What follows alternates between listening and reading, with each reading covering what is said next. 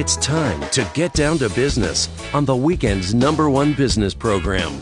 Known as the King of Networking, your host Shalom Klein has worked with thousands of entrepreneurs and created countless jobs. So, to success. Let's get down to business.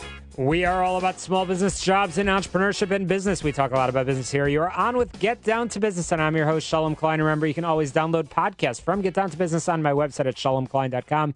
While you're there, don't forget to follow me on Twitter at Shalom Klein. It's going to be a jam-packed week of content and information you will not want to miss. It's a live Dr. Mitch Weisberg, Medical Director of ViCare. Thanks for joining me here in studio in costume. Thank you, Shalom. It's always a pleasure to come here. Absolutely. Well, Mitch, thanks for joining me. So, ViCare.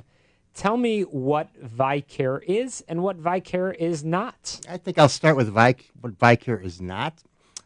For your audience, it is not your typical wellness program. We don't call ourselves a wellness program because wellness programs tend to not care too much about well-being and vitality, and that's what we focus on, like a laser beam.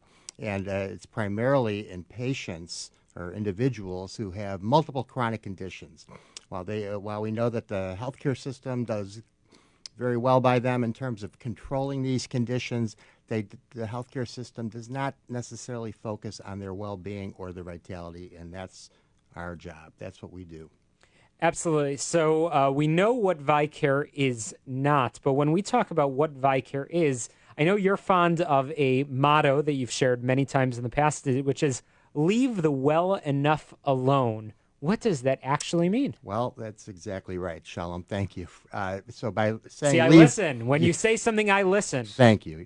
So by leaving the well enough alone, what I'm implying here is that's, again, what wellness programs mostly do is the most wellness-minded individuals in an organization are the ones that tend to join those and leaving the people who don't feel so well behind. And the first thing we do is try to find out how well people are feeling. And we really, if people are feeling great, that's terrific. We don't really offer them much. Those that are not feeling well, we offer them an outstanding program, one that is very individualized for them as well as highly personal, with a licensed clinical social worker who's trained in something called motivational interviewing, which I'll show you a little example of shortly. And basically, we do use technology, but our technology is not our program. The ViCare guide and the individual are really very much involved with each other, and that's what our program runs on. So many of our listeners have, at some point or another, either mandated by their workplace or insurance company, they have participated in one of those classic wellness programs. And that means that they had to take a blood test. They may have had to complete a very, very lengthy interview. Why does that approach not work? And why is it not part of the ViCare method? Well, it doesn't work because all those questionnaires that people are filling out and all those blood tests that people take and maybe some vital signs that they're taking have absolutely nothing to do. I'm saying this from 30 years of being a practicing physician. I could tell you that those numbers and those questionnaires have nothing to do with people's sense of vitality or well-being.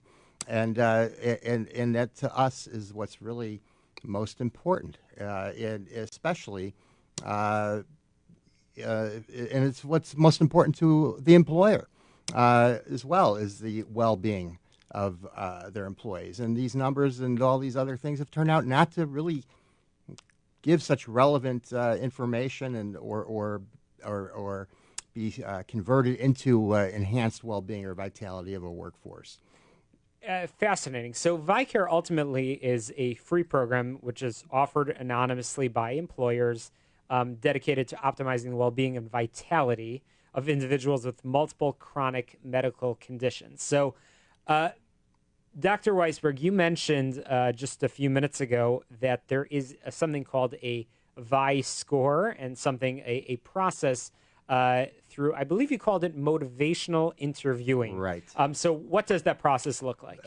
I'll tell you. So basically, instead of all these screeners and blood tests and weights and measurements, we're basically we start with every individual, asking them to rate their well-being, their vitality, on a scale of 1 to 10, 10 being the best, 1 being the worst.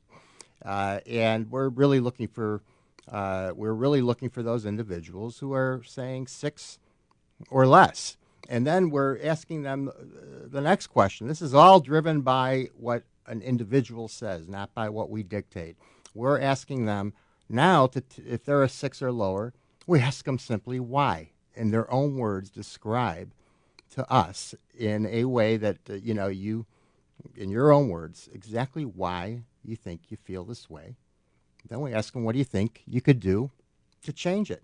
But when you talk about measuring and determining a score, is it based on actual physical symptoms? What are the things that you want people to look at? That's a great question. So I like to tell people it's all in. I'm talking your well-being, your vitality is in terms of your mental health, physical health, spiritual health, whatever it is, it all comes together into this one number. Describe it. What are you? So if you're not feeling like a 10, then that's okay, and that's enough of a justification to put down that number. That's correct. This is completely designed to be subjective.